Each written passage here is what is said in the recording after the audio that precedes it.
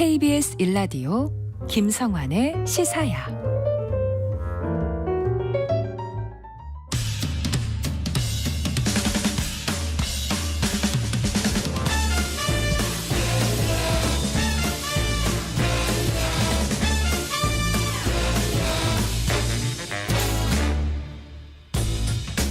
매주 목요일 흥미로운 공연을 소개해드리는 시간이죠.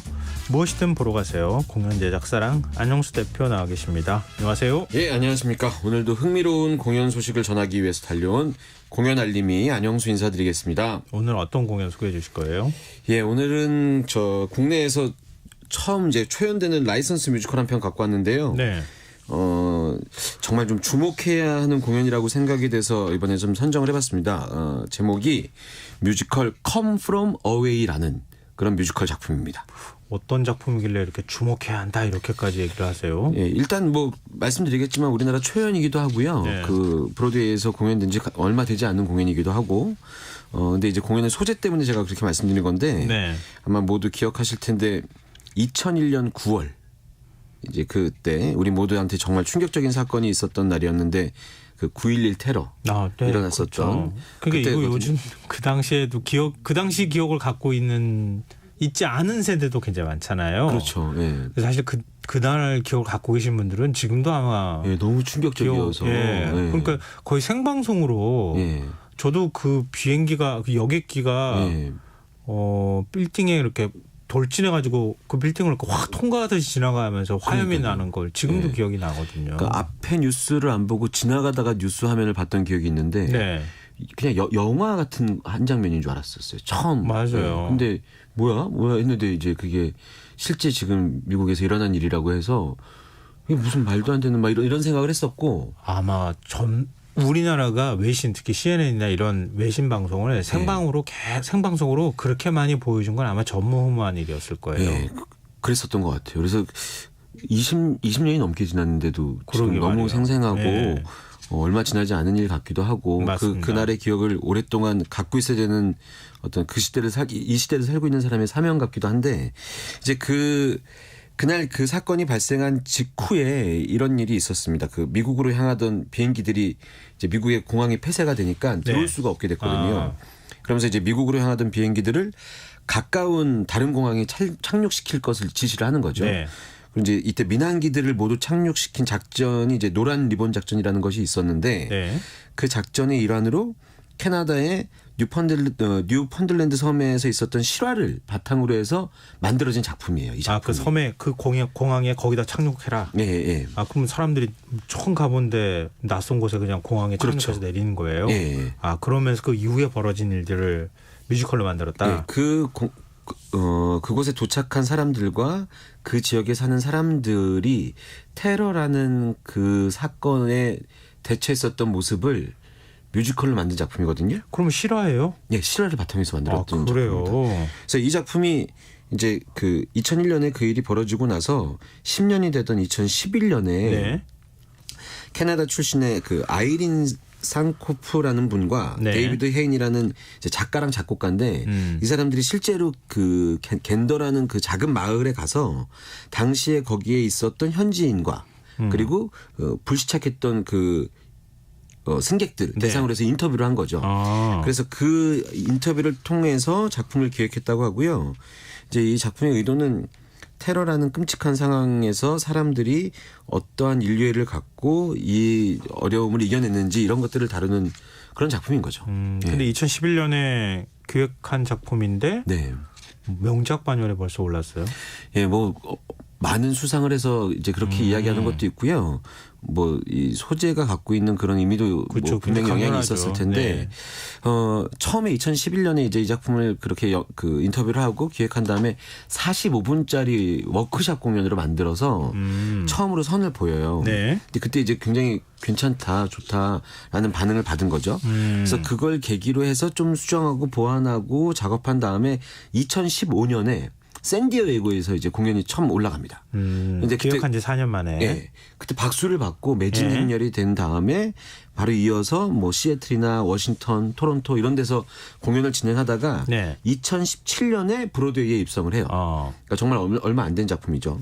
근데 그 올라간 그 해에 토니상, 이제 공연으로 받을 수 있는 상들, 토니상, 올리비에상, 드라마 데스크상, 외부 비평가상 이런 데서 작품상, 극작상, 작곡상, 연출상 이런 것들을 이제 작품에 그 연관되어져 있는 상들을 거의 다 휩습니다. 이러면서 작품적으로도 굉장히 인정을 받고요. 해외 공연이 이제 들어가게 되는데 아일랜드, 오스트레일리아, 네덜란드, 아르헨티나 뭐 이런 데서 공연을 하게 되고 23년 올해 우리나라에서 처음 공연하게 되는데 요즘 남다른 의미가 있는 게 우리나라에서 하는 공연은 전 세계에서 유일하게 논 레플리카 라이센스로 공연되는 거예요. 그러니까 대본만 사갖고 와서 무대나 연출을 우리나라식으로 조금 바꾼 거죠. 환경에 맞게. 그래서 이 공연이 공연으로서도 그렇고 소재도 그렇고 꼭 좀 소개를 해드리고 싶어서 오늘 갖고 왔습니다. 그러면 조금 더 줄거리를 상세하게 설명 좀 해주세요. 네, 이 사실 줄거리를 말씀드린다는 의미보다는 이 그날의 사건 그리고 이 공연이 갖고 있는 이날의 사건을 기록한 어떤 일지를 통해서 제가 좀 말씀드리고 싶은데 이 Come From Away라는 작품 입장에서 본 2001년의 9월 그 당시의 상황을 제가 한번 마치 그 재구 상황을 재구성하는 그런 것처럼 말씀드릴게요. 일단 9월 11일 오전 9시 26분에 비행기 4대가 아까 말씀하셨던 것처럼 워싱턴 DC에서 폭탄이 되어버린 거죠. 이게 그 비행기가 폭탄이 되어버렸다는 내용은 가사에도 그 뮤지컬 가사에도 그렇게 나와 있습니다. 그 사건이 일어났죠. 그래서 이제 미국 연방항공청은 영공을 폐쇄하기로 하고 말씀드렸던 것처럼 4,000대가 넘는 비행기한테 가장 가까운 공항에 착륙을 시켜라.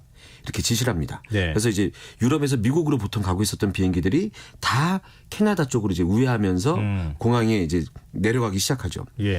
9월 11일 정오 12시에 겐더라는 작은 마을의 국제공항에 18대의 비행기가 도착할 것이라는 이제 얘기를 듣습니다. 그런데 아직 승객들한테 여기서 비행기에서 내리라고 허락된 상황은 아니었던 거죠. 근데 여기 있게 폭탄이 설치될 수 있고 테러리스트가 들어갈 수도 있었으니까. 그렇죠. 그때는 굉장한 그 비상사태였으니까. 그리고 잠시 뒤 15분 정도 지난 다음에 처음에 그 18대 이후에 추가적으로 13대의 비행기가 더 도착할 것이라는 소식을 겐더에 있는 공항에서 듣게 되는 거죠. 그리고 이제 오후 4시 30분에 그런 식으로 추가가 돼서 총 38대의 비행기가 그 공항에 도착을 하게 되고 이 비행기 안에 탑승했던 승객과 그 승무원들의 총 명수가 자그마치 6,579명이었다고 해요. 와, 많네요. 그런데 이제 이 겐더라는 마을에 있는 인구가 10,000명 정도밖에 안 되는 작은 도시였던 거예요. 인구가 육박할 정도로 많은 사람들이 갑자기 온 거네요. 거의 50%가 넘는 숫자니까요. 이렇게 대단한 그 이주민이 아니죠. 그 승객들이 이제 거기에 오게 된 거죠. 그래서 이제 그 당일날 오후 5시 17분에 그 비행기가 타고 있던 승객들이 겐더 공항에 도착한 이후에 5시간이 지나서야 드디어 이제 내릴 수 있다라는 얘기를 듣게 돼서 비행기에서 내리게 되죠. 그리고 그 이 승객들을 이 작품에서 Come From Away라고 지칭하는 겁니다. 다른 곳에서 온 승객들. 그래서 이제 그 겐더라는 마을과 이웃 마을의 구세 군센터나 학교나 뭐 교회나 이런 곳에 이제 커뮤니티 같은 센터 같은 곳으로 이동하기 시작하죠. 수용하게 된 거죠. 그리고 이제 거의 이틀이 지나서 9월 13일 목요일 자정 12시에 이제 이 비행기들이 다시 이륙할 것을 허가를 받기 시작하고 그 작업이 하루 종일 계속됩니다. 그리고 9월 16일 오후 1시 15분에 승객들이 그 마을에 도착하고 5일째 되는 날 이제 그 겐더라는 마을에 왔던 그 승객들이 그러니까 그 컴프롬 어웨이들이 이륙을 위해서 겐더 공항에 다시 모이고 9월 16일 일요일 오후 6시 20분까지 겐더로 우회했던 마지막 비행기까지 다시 이륙하게 되는 이런 전체적인 시간 구성이 되어 있거든요. 이 작품에. 이 작품에 여러 가지 사람들, 여러 지역에서 온 사람들과 이 마을에 살고 있는 사람들이 만나서 이 테러라는 이 상황을 어떻게 서로를 이해하고 위로하고 이겨내고 하게 되는 이야기. 이런 이야기가 담겨 있다고 생각하시면 될 것 같아요. 근데 뮤지컬로 그리기에는 굉장히 많은 사람들이 등장해야 될 것 같고 또 그 캐릭터들이 다 살아있을 것 같은데요. 살아있어야 될 것 같은데 살아있어야 되고 만들기 쉽지 않았을 것 같은데요. 어떤 지역에 있는 사람이건 이 등장 인물들의 누군가를 보면은 내 이야기 같고 내가 들었던 사람의 이야기 같고 이런 공감대를 만들어내는 게 굉장히 중요했었던 과제 중에 하나였을 거라고 생각이 돼요. 예, 등장인물 어떤 사람들이 나오는 거예요? 역할을 말씀드리면서 조금 그 내용을 말씀드리면 일단 겐더 마을에 원래 있었던 지역 사람들과 이방인들을 좀 제가 나눠서 말씀드릴게요. 극 중에 나오는 주요 인물들. 겐더 지역에 있었던 사람들 중에서는 이 작은 마을에 시장이 있었고요. 오늘 그날 처음 출근한 신입 리포터가 있었고요. 그리고 한창 그 지역에서 시위를 하고 있었던 지역버스 운전사 노조위원장 이런 사람들도 있었고 그 지역에서 동물들에 대한 걱정이 항상 최우선인 동물학대 방지협회 대표 이런 캐릭터들이 있습니다. 그리고 이제 이방인으로 들어온 사람들 중에서는 그 어떤 일 때문에 컨퍼런스 때문에 어떤 지역으로 가고 있던 직장인이 있고 매일 2번의 기도를 반드시 올려야 했었던 무슬림 신자가 있고 또 소방관 아들을 둔 엄마 이런 우리 일상적인 그런 엄마가 있기도 하고 휴가를 떠났던 커플도 있고 비행기 기장도 있고 뭐 이런 사람들이 있거든요. 이런 사람들이 같이 이 테러 상황에 모여서 이겨내는 얘기죠. 그러니까 사실 9.11 테러를 배경으로 하고 있지만 이 작품은 9월 12일에 대해서 이야기하고 있다 이렇게 생각하시면 될 것 같아요. 근데 이렇게까지 배우들이 많이 나오면은 뭐 거의 그 뭐라고 해야 되죠? 종합운동장급 야외 무대에서 공연해야 될 것 같은 느낌도 드는데. 그렇죠. 6,579명을 연기해야 되니까.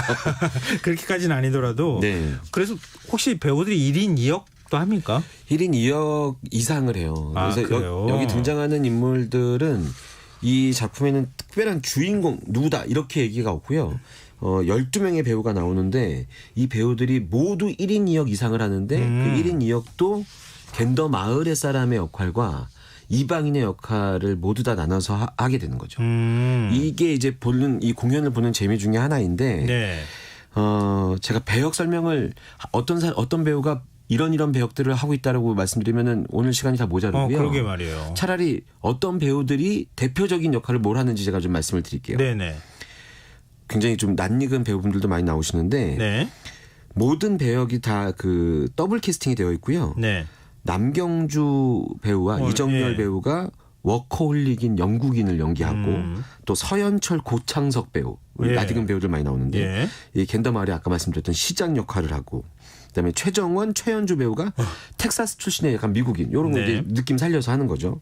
그리고 이제 정영주, 장혜원 배우가 캐나다 제향 군인의 겐더 지부 회장 뭐 이런 역할을 하기도 하고 신영숙, 차지연 배우가 맡은 역할도 굉장히 좀 그 티가 나는 역할인데 이 배우가 하는 역할은 최초의 아메리칸 에어라인이라는 비행기 항공사의 여성 기장 역할을 또 합니다.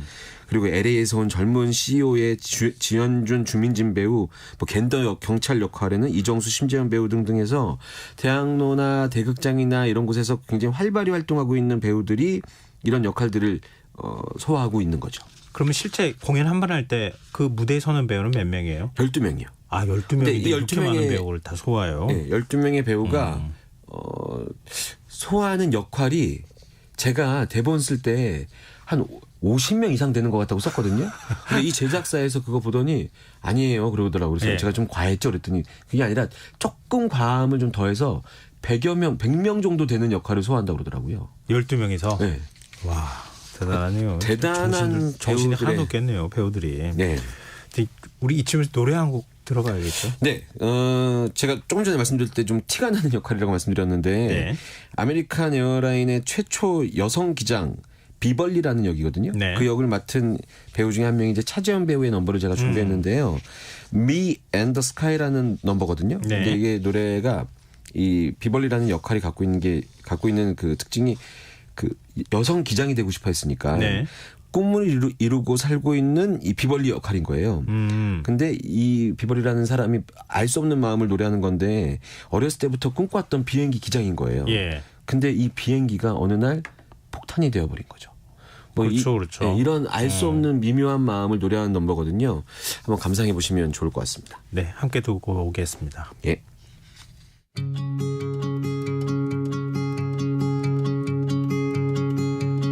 참 이상하다.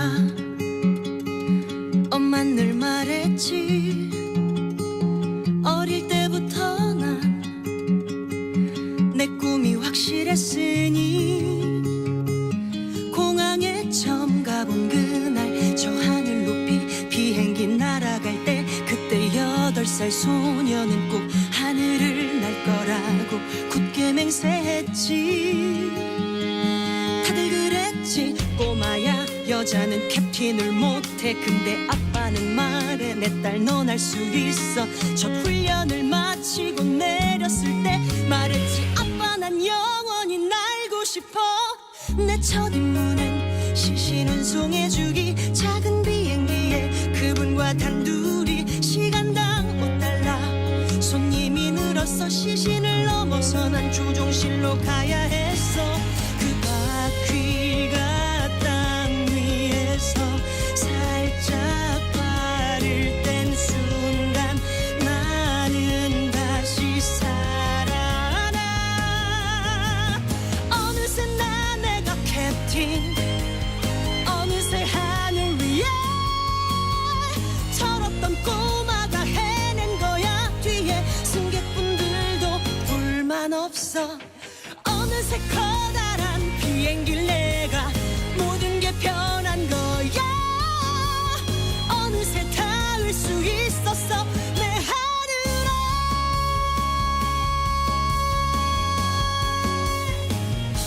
아메리칸 에어라인 비행기 너무 멋졌어. 지원했지 항공기관사로. 옛날 그 캡틴들은 날 무시했어. 내게 여자가 왜 여기 있어. 헤이 거기 헤이 베이비 헤이 술이나 가져와봐.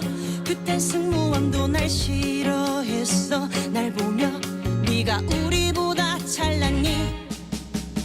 난 내 길을 가고 옛날 어르신들 은퇴하고 이제 모두가 날 인정했어. 1986년 미국 항공사 첫 여성 캡틴이 된 거야. 어느새 나 내가 캡틴. 날개를 활짝 폈어. 날 비웃다 사라진 캡틴 아저씨들 술 한잔 사드릴까. 땅에 발 붙이고 살라는 얘기 하늘에선 안 들려. 얼마든 닿을 수 있었어 내 하늘에. 어느새 최초의 여성 비행팀. 전 세계 뉴스가 떠들썩했었지. 모두 멈췄어. 너는 할 수 없다. 안 된다. 넌 아무것도 아니다. 그런 말들. 어느새 결혼을 하고 우리만의 지도에 핀을 꽂고 어느새 엄마가 되고 다 커버린 모습에 놀라고. 엄마 아빠는 지금 어떤 마음일까. 하늘을 나는 법 이제 내가 저 남자들에게 가르쳐주잖아. 정말 먼 길을 왔구나. 어느새 파리에서 미국으로 대서양을 건너 날고 있어. 그때 무전기에 들린 다급한 목소리. 8시 46분 테러가 났대. 근데 내가 가장 아끼는 게 폭탄이 된 거야. 어느샌가 난 이곳에 내 모든 게 멈췄어. 어느새 닿을 수 없어 난 내 하늘.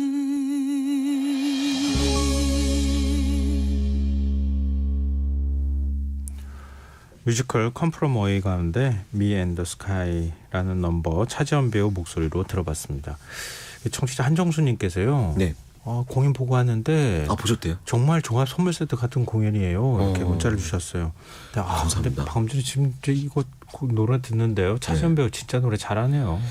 네, 차지원 배우 개인적으로 드림걸즈라는 공연에서 같이 작업도 해봤고 가까이서도 봤던 배우지만 확실히 이 뮤지컬 배우를 대표하는 사람 중에 한 명이라는 게 네. 노래 가사가 기가 막히게 전달이 돼요. 맞아요. 감정도 맞아요. 같이 전달이 되고. 네. 그리고 키도 굉장히 좀 크잖아요. 대극장의 무대에 서 있으면 그 존재감이 그냥. 네. 저거지? 뭐 이런 생각이 듭니다. 아니 갑자기 저는 이제 노래 들으면서요. 참 신도 무심하시지. 저 목소리 저한테 좀 주셨으면 얼마나 좋을까 이런 생각이 문득 들었네요. 뜻이 있으셨을 겁니다. 어쩜 이렇게 사람이 어떤 감성을 이렇게 뭉개실 수 있습니까? 너무하시네요. 탁월한 진행 능력이 또 있으시니까. 그리고 차지현 배우 방금 노래 들으셔서 아시겠지만은 그 넘버 내내 자기의 꿈과 비행기 기장이 되는 뭐 이런 얘기를 하다가 네. 마지막 한 10여 초 정도에 근데 8시 46분 테러가 일어났다는 소식을 듣고 내가 꿈꾸던 비행기가 폭탄이 되어버렸어. 이게 당시를 기억했던 많은 사람들의 어떤 그 감정 아니었을까? 네. 예, 뭐 그런 생각이 드는 그런 넘버입니다. 그리고 이 작품 또 다른 매력이 있다면. 예. 방금 들으셨던 분들 중에서는 많이 못 느끼셨을 텐데 사실 저도 잘 못 느꼈는데 네. 이게 그 켈틱 음악이라는 그 음악이더라고요. 저도 잘 몰라서 좀 찾아봤어요. 근데 이제 뭐 만돌린, 바우런, 휘슬 등의 악기를 활용한 음악이라고 하는데 만돌린 이제 그 이미지 찾아보시면 많이 보셨을 겁니다. 동그란 기타, 기타처럼 생겼고 바우런은 이제 북처럼 생긴 악기인데 이게 켈틱 음악이라는 것이 그 민족 음악의 성향이 강한 그 북서유럽의 음악이래요. 네네. 그래서 이 음악이 갖고 있는 정서가 이제 공연을 하고 있는 배우들이랑 딱 만나면서 따뜻한 힘을 더해주는 건데 왜 이런 음악을 썼냐 여쭤봤더니 그 말씀드렸던 그 뉴펀랜드에는 원래 아일랜드 쪽에서 이주해 온 사람들이 많았는데 그것 때문에 이제 아이리시풍의 켈틱 음악을 쓴 건데 그 지역에 있는 음악의 정서를 갖다 써서 이곳으로 온 그 승객들과 이 지역에 있는 사람들의 어떤 화합, 따뜻함 이런 것들을 좀 전달하고 싶었던 의도가 많이 묻어져 있는 게 아닌가라는 생각이 들더라고요. 근데 제가 음악 들으면서 제 느낌은요. 아이들이 많이 좋아하는 욕 나오는 만화 영화 있어요. 그 음악하고 비슷한 느낌이 딱 들었어요. 그것도 북유럽. 그래요? 네. 느낌이거든요. 역시 나중에 휴가로 유럽 쪽을 다녀오셨었나요? 아니요, 북유럽 한 번도 못 가봤습니다. 저. 오늘 이런 얘기로 이런 작품의 무대도 굉장히 화려할 것 같은데요. 이게 그러니까 조금 전에 말씀드렸는데 그 해외 공연도 있는데 해외 공연 모두 다 브로드웨이에서 하는 공연 그대로를 갖고 가서 하는 공연이거든요. 근데 이게 논 레플리카라고 해서 그 연출이랑 무대 구성이나 이런 것들이 우리나라에 맞게 재구성된 무대예요. 네. 그래서 한국 공연만 유일하게 이런 식의 라이선스 계약으로 해서 진행이 되고 있는데요.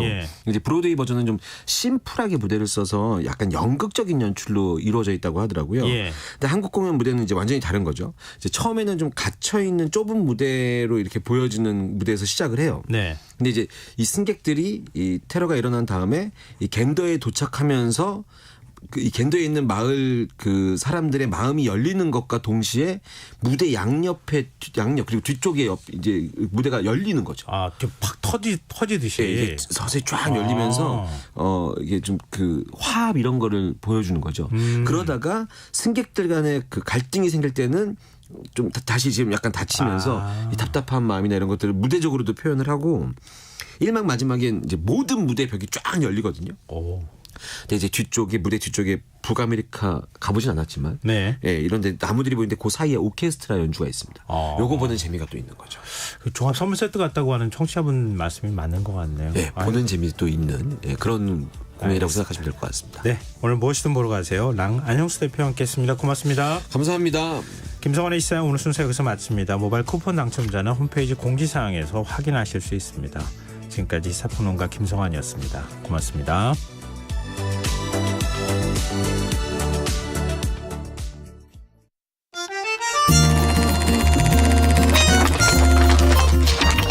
강유정의 영화관, 정여울의 도서관.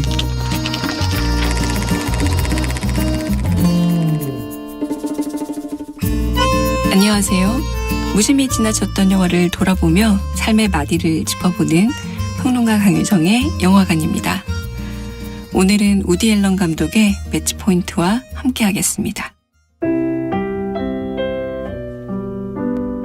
진정한 방해자는 밖에 아니라 안에 있었습니다. 바로 내면에 말이죠. 사실 크리스는 자신의 처남 톰의 약혼녀 노라를 보자마자 강한 매혹을 느꼈습니다. 가족관계로 엮일 수도 있을 여자를 탐하면서 크리스는 그다지 단속하지도 않습니다. 금지는 강한 유혹이라는 프랑스 철학자 조르주 바타유의 말처럼 오히려 그럴수록 크리스는 노라에게 더 강하게 끌리고 맙니다. 아름다운 외모를 가졌으나 자존감이 떨어질 대로 떨어진 노라는 휘트 가문에서 겉돕니다. 그리고 이 소외감을 틈타 크리스는 그녀 곁을 파고 들어가려 하죠. 한 번의 해프닝으로 끝날 줄 알았던 두 사람의 관계는 이내 톰과 노라가 이별하게 되자 지속적 관계로 심각해집니다. 클로이와의 결혼으로 출세와 성공을 쉽게 가져버린 크리스는 너무 빨리 권태를 경험합니다. 대신 모든 것이 비밀이어야 하는 노라와의 관계는 짜릿함 그 자체입니다. 장인이 준 고급 세단 승용차 대신 택시를 타고 처남의 전 약혼녀 집으로 가 아내를 속이고 미래를 즐깁니다. 크리스는 마치 인생의 승자가 된 것처럼 이 긴장감을 즐깁니다. 들키지 않으면 아무 문제가 안 된다는 듯이 말이죠. 그러나 영원히 계속되는 긴장감은 없습니다. 크리스가 이 모든 상황극의 연출자일 수도 없습니다. 계획과 달리 하나둘씩 상황이 어긋나기 시작하는데요. 임신하려 애쓰는 아내는 번번이 실패하는데 노라가 덜컥 임신까지 합니다. 노라는 이제 클로이에게 사실을 말하고 자신과 함께하자며 다그칩니다. 자신이 이 상황극의 주인인 줄 알았는데 크리스는 라켓에 맞아 움직이는 공처럼 이러지도 저러지도 못한 채 전전긍긍할 뿐입니다. 문제로부터 도망만 다니던 주인공